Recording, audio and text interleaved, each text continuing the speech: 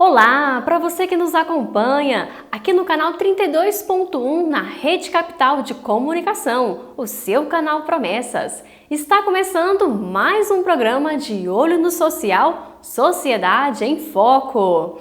E assim como está começando também o mês de junho, que ele seja abençoado para você e toda a sua família. E nessa edição de hoje, vocês vão conhecer 3 histórias emocionantes. Vocês vão conhecer um pouquinho mais da história do pastor Manuel da Conceição, onde que ele aborda vários assuntos.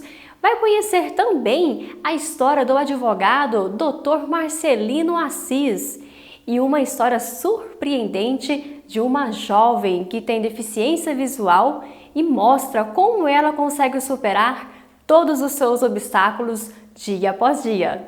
Então, se eu fosse você, eu não saía daí porque o programa de hoje está imperdível. Eu espero por você. Leia, ouça e assista De Olho no Social.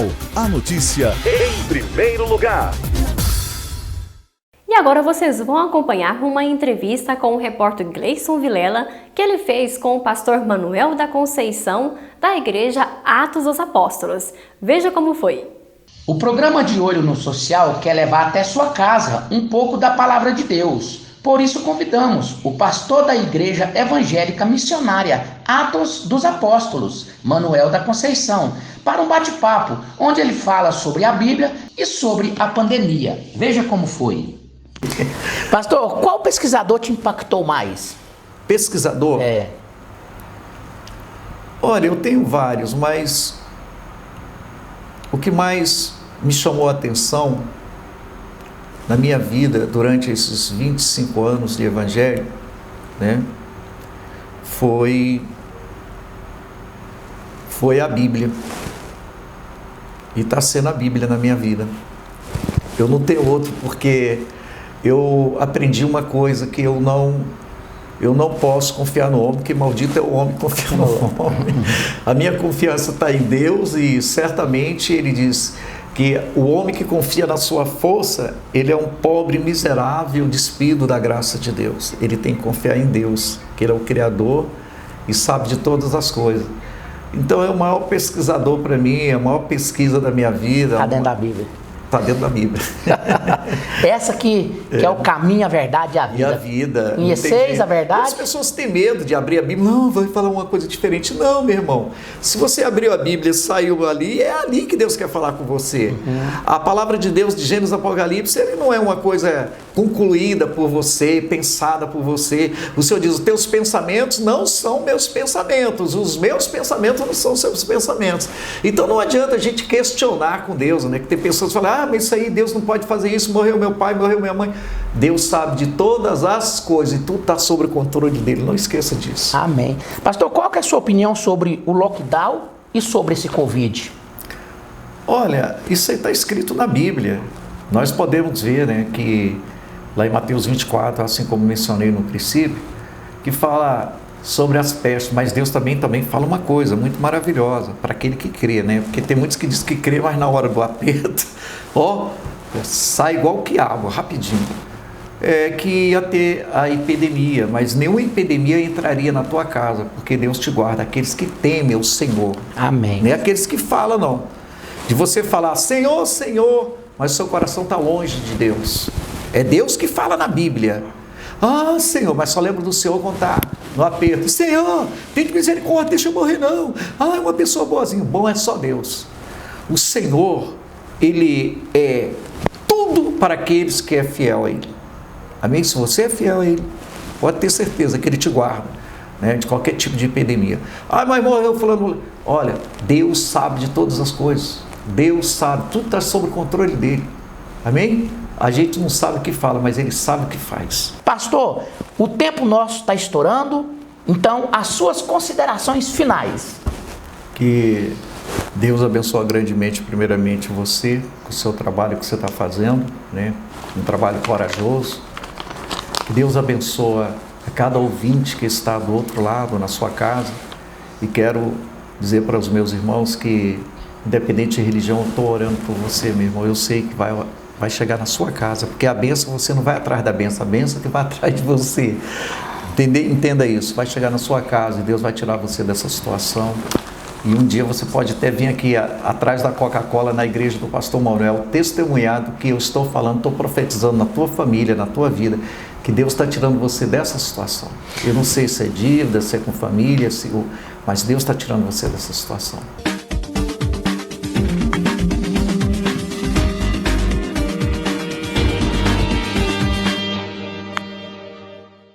Eu tive o prazer de conhecer o advogado Marcelino de Assis, ele que veio até aqui no nosso estúdio de imprensa para falar um pouquinho com a gente sobre as suas opiniões com relação a vários assuntos. Ele falou sobre política, ele falou também sobre o seu papel como presidente na OAB quando ele foi presidente e sobre também o turismo religioso na cidade. Veja como foi esse bate-papo, acompanhe agora. Marcelino, que é advogado na empresa Galindo Advogados Associados, nos fala que quando assumiu a Ordem dos Advogados do Brasil em Trindade, em 2016, a sua maior missão era aproximar a OAB da população trindadense. Naquele momento foi um momento meio difícil, que a OAB estava muito em decadência aqui na nossa cidade. Então, foi um trabalho de resgate da OAB, a partir da nossa eleição, a partir do momento que assumiu, nós começamos a fazer parte realmente dos acontecimentos na sociedade trindadense. E por que ela estava nessa fase em decadência? Aconteceu alguma coisa específica ou não? Assim, o poder ele gera desgaste, né? E o grupo que estava no poder já tinha longos anos, né? Então isso leva desgaste e vai distanciando a OAB da sociedade. O que nós fizemos foi voltar o papel da OAB, voltar a atender a sociedade, fazer parte da sociedade como instituição, fazer parte, ter uma relação harmoniosa com as instituições, com o judiciário, com o poder legislativo, com o executivo, com as polícias. Então foi um trabalho de resgate muito bacana, além do que a gente conseguiu também revigorar as nossas estruturas da OAB. Então foi um trabalho interessante que surtiu efeito e ao término do nosso mandato a gente conseguiu com que a nossa vice-presidente fosse eleita presidente, a doutora Nelly Carita, que hoje faz um belíssimo trabalho. O advogado dá o seu posicionamento sobre o presidente Jair Bolsonaro com relação às vacinas no Brasil. Você imaginou se o presidente da República ele tivesse comprado as vacinas que foram ofertadas no mês de agosto da Pfizer e nós tivéssemos vacinado hoje 50% a 60% da população brasileira? O presidente não perderia a eleição mais nunca, porque as pessoas estariam vacinadas e o comércio estaria voltando, assim como ocorreu em Portugal, está ocorrendo agora na Inglaterra, os Estados Unidos já está com 50% da população vacinada, um país com mais de 300 milhões de habitantes, ou seja, o caminho para o combate à pandemia era a vacina, não tinha outro caminho a ser tomado, né? Então essa eu acho que é a maior dificuldade que nós temos enfrentado e que o próprio presidente vai enfrentar nas eleições do próximo ano é essa questão de não ter dedicado totalmente às vacinas, porque o único remédio nesse momento é a vacina. A gente não, com esse momento turbulento, a gente não sabe qual que é o medicamento que vai salvar as pessoas. A única coisa que a gente sabe e o que salva é o distanciamento social, lavar as mãos, usar as máscaras e a vacina. O povo vacinado, ele pode trabalhar. Então o presidente realmente nessa questão ele deixou um pouco a desejar, não é minha fala, é fala dos cientistas. Eu acho que fez o que tinha que ser feito em relação à corrupção. Eu acho que ele tem feito um trabalho excelente nessa linha. Por outro lado, se ele tivesse dedicado um pouquinho mais para a ciência, dedicado um pouquinho mais, já é que eu fiquei imaginando, se ele tivesse dedicado a vacina em agosto do ano passado, como a gente soube que houve as ofertas, se ele tivesse dedicado, imagine se o Brasil hoje tivesse 50%, 60% da população vacinada, não tinha mais problema, o povo podia trabalhar, e no entanto hoje a gente está chegando à marca de 450 mil pessoas, 450 mil famílias que ficaram sem seus entes. Marcelino finaliza falando sobre o impacto que o turismo religioso em Trindade sofreu por conta da pandemia e das denúncias envolvendo as AFIPs. Não tem como citar a AFIP sem citar o Padre Robson. E eu tenho uma visão de advogado muito claro. Eu acho que Padre Robson foi condenado antes de ter tido o processo. Então, o que acontece? A mídia acabou condenando o Padre Robson e recentemente, semana passada, saiu uma decisão no STJ absolvendo e arquivando todos os processos contra as AFIPs e contra o padre. Ou seja, foi feito um espetáculo, foi feito busca e apreensão, fez-se como se estivesse prendendo os maiores bandidos da história e ao final foi detectado que não foi nenhuma ilícito foi feito, ocorreu. Então, existiu realmente uma ação que, no meu entendimento, como advogado, foi uma ação deliberada e ela acabou prejudicando na cidade. Não só o Padre Robson, mas as AFIPs e a cidade. E aí, para completar essa dificuldade toda que nós estávamos atravessando, veio a pandemia, que acabou de completar a bola de neve, né? O cenário crítico, catastrófico junto, né? Exatamente. E o pior é que as consequências ficaram, né? E como se diz, a imagem dele foi prejudicada, né? Perante o mundo inteiro, Seria muito importante, assim, só que não vai ocorrer, quem provocou isso tudo, ele fosse a público e falasse, olha, nós erramos. Infelizmente, não conseguimos provar nada. Nós erramos, fizemos uma coisa errada, a justiça mandou arquivar todos os inquéritos, todas as ações penais que tinham relação ao padre e nós queremos pedir desculpa pelo que nós fizemos. Mas não vai acontecer, só o tempo e Deus para mostrar isso para a população. Exatamente. Acho que é muito difícil isso acontecer, né? Mas vamos lá. E ainda tem muitas pessoas, assim, que por mais que aconteceu tudo isso na mídia, o pessoal ainda confia, né, na palavra dele. Ainda, assim, a gente vê as pessoas nas redes sociais comentando. Acaba que a igreja tem uma postura, a postura em relação ao clero, em relação aos padres, por exemplo. Desde agosto o padre não dá entrevista, não fala nas redes sociais, ele está em silêncio. Exatamente.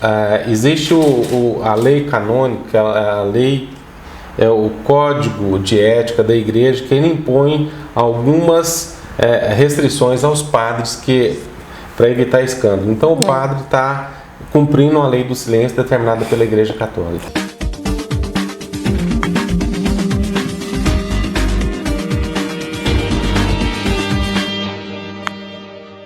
Agora eu quero convidar você, empresário, para ser um de nossos parceiros aqui no programa De Olho no Social, Sociedade em Foco.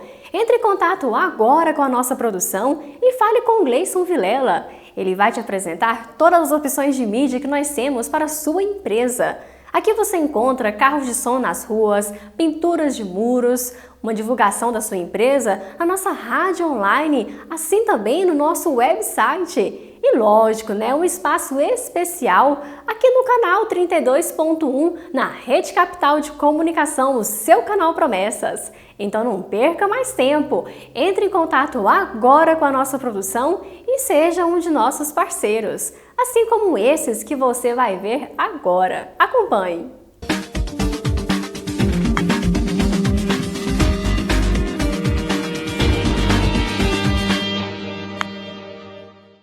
Sua máquina parou de funcionar? Está fazendo uns barulhos estranhos? É chamar a Remac Reparos que o seu problema será resolvido. Aqui você encontra qualidade e preço justo. Buscamos, consertamos e entregamos a sua máquina de lavar. Além disso, trabalhamos com toda a assistência técnica como higienização, reformas, compras e vendas e ainda pegamos a sua máquina usada ou com defeito como parte do pagamento de uma de nossas seminovas. Aceitamos cartões de crédito e débito. Gostou? Então é só ligar no 62 984008405 ou 994894992 e faça o seu orçamento. Estamos em Trindade, mas atendemos Goiânia e toda a região metropolitana. A Remac Reparos vai até você. Então não se esqueça desse recadinho aí. Remac Reparos. Se a sua máquina estragou, chame a Remac. Qualidade e preço justo garantido.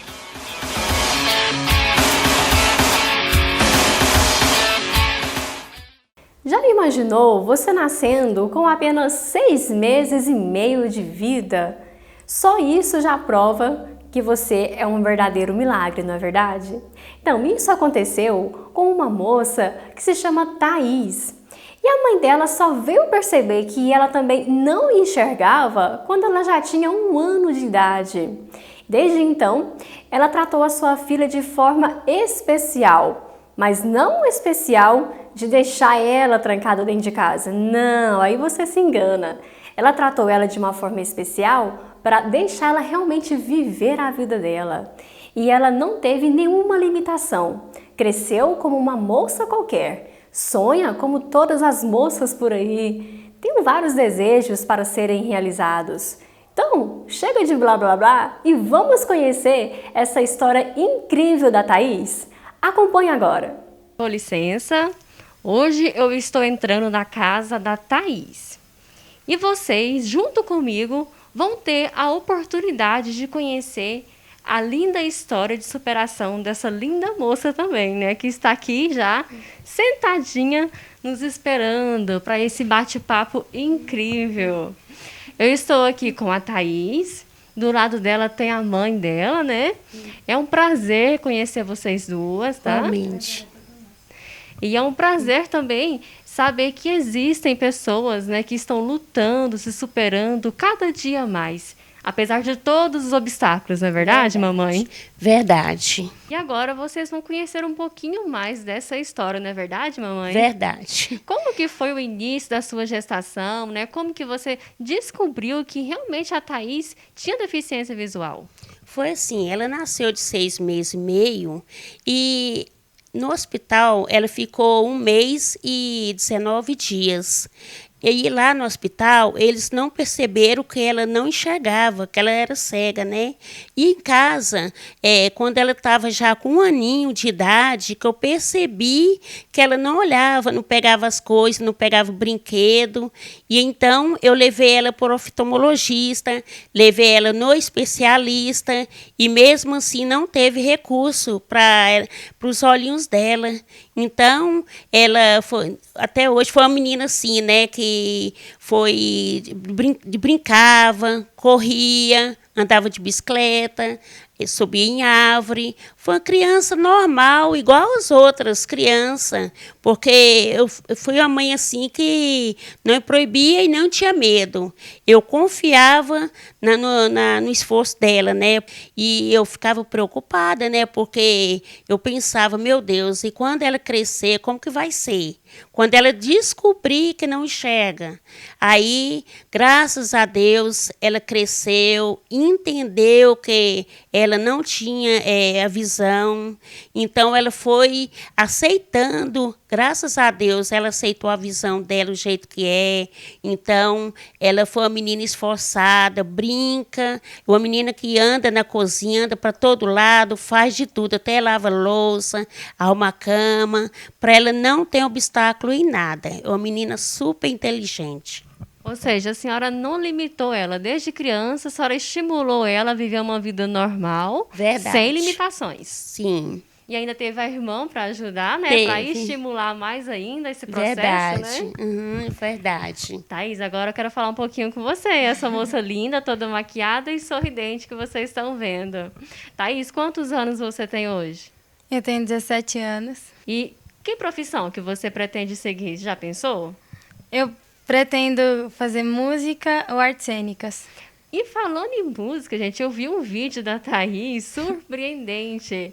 Um vídeo dela tocando um teclado, né? Isso. É um teclado? É um teclado mesmo, né? Teclado. Um teclado. E cantando. Gente, essa moça tem uma voz linda. Pra gente quebrar o gelo, assim, você pode cantar um pedacinho de alguma música pra gente? Claro! A que você achar melhor, fica à vontade. Não haverá mais noite ali, não haverá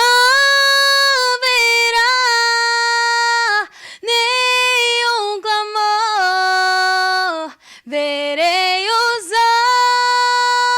olhos de Jesus e tocarei seu corpo, enfim. Que isso, hein, gente? Nossa, chega até a emocionar.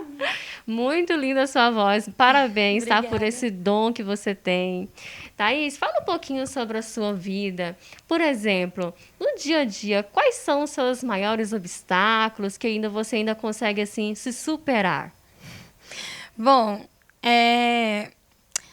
as aulas online no começo foi um obstáculo, porque eu fiquei totalmente perdida. O que eu iria fazer? Porque lá eu tinha mais assistência na escola dos professores e tal. E eu fiquei com muito medo, mas agora eu estou me superando. Os meus professores estão conseguindo auxiliar as aulas deles, né, para ser mais acessível para mim também. Meus professores estão preparando materiais que me incluam, mesmo à distância, né? Eu estou conseguindo me superar, tenho uma professora de apoio que me ajuda bastante. Enfim, eu acho que os professores que estão realmente fazendo um belíssimo trabalho para que eu conclua o 3º ano e consiga me formar no que eu realmente quero. Thaís, e com relação aqui na sua casa, os seus familiares, né? Como que foi importante o apoio deles para o seu crescimento pessoal? Bom, eles sempre me apoiaram muito, nunca desistiram de mim, nunca deixaram eu desistir. A minha irmã do meio, a Camila, que tem 18 anos, ela foi fundamental, porque tudo que ela fazia, ela dava um jeito de eu fazer também. Ela não desistiu de mim, de eu brincar, né? Ela sempre me incluía, por exemplo, se subia na árvore, eu tinha que subir também, por mais que eu tinha um pouco de medo de altura. Bicicleta, eu falava, não, Carla, eu vou cair. Não, você não vai cair, você cair, a gente cai junto, eu tô aqui. Então ela foi muito fundamental, a minha irmã, a Vitória também. Enfim, minha família nunca deixou eu desistir, nunca me fez uma criança diferente. E eu tenho muito a agradecer a todos eles por isso. Thaís, me fala um pouquinho agora sobre as suas experiências que você já teve andando na cidade. A gente sabe que Trindade, assim como qualquer outra cidade, ainda precisa desenvolver muito, né, na acessibilidade para as pessoas com deficiência visual. Me fale quais são as suas maiores dificuldades ao andar na rua, ao se transitar de um lado para o outro. Bom, eu fui criada mais andando com uma pessoa, né, segurando em uma pessoa, do que andando mesmo com a bengala. Mas pelas experiências que eu tive em uma escola que eu estudei por 4 anos, né, foi o fundamental básico, né, do 1º ao 5º ano, lá eu pude andar perto da escola, fora da escola, e eu encontrei dificuldades, igual você falou, na questão da acessibilidade mesmo. Tinha buracos, enfim, árvores no meio da calçada, e isso dificulta bastante na hora de se mover sozinha. E eu acho que deve ser uma coisa a ser mudada ainda com o tempo, claro.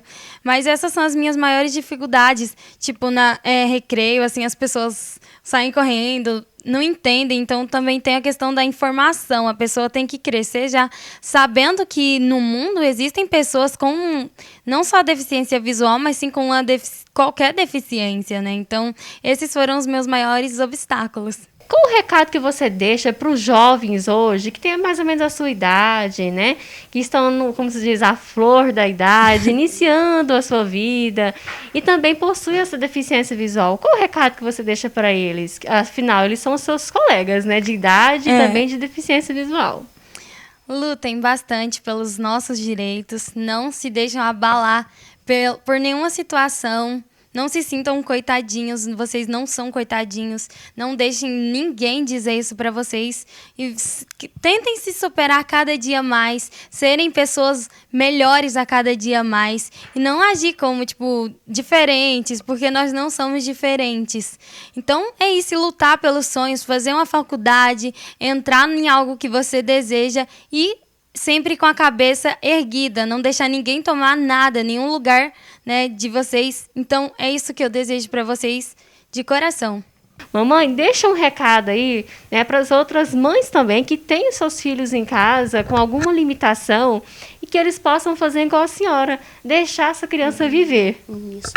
O que eu peço que todas as mães que não prende seu filho por nenhuma deficiência, porque eles têm que ficar assim à vontade, eles têm todo o direito de crescer e de ser igual outras crianças normal, porque a minha filha, ela cresceu como se fosse normal, e ela é normal, igual as outras.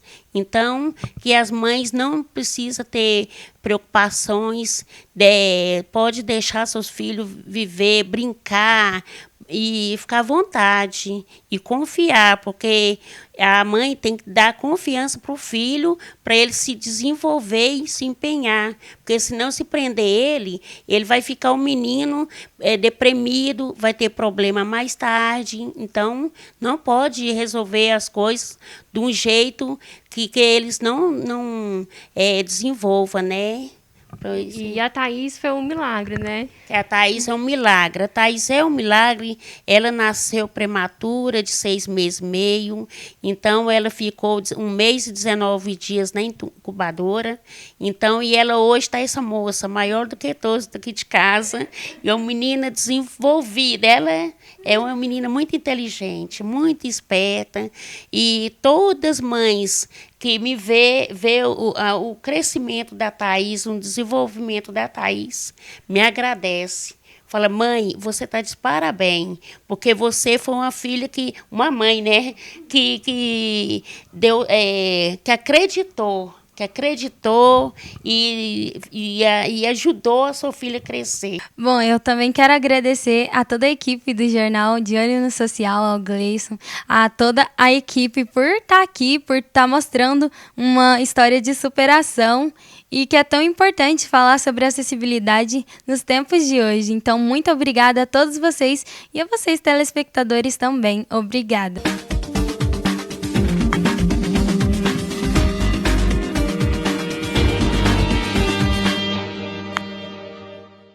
E é com muita alegria que a gente encerra esse programa com essa história maravilhosa que vocês acabaram de assistir agora, da Thaís, né?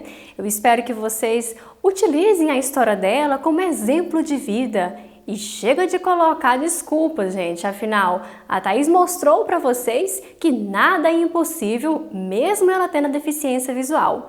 Imagina para você que enxerga, né? Então, vamos viver a vida plenamente. Pessoal, muito obrigada pela sua companhia e que seu mês de junho seja abençoado, assim como eu falei no início do programa. Que Deus possa derramar muitas vitórias, muita saúde e muitas conquistas na sua vida também, assim como Ele está fazendo na vida da Thaís. Tchau, pessoal, até o próximo programa. Leia, ouça e assista De Olho no Social. A notícia em primeiro lugar.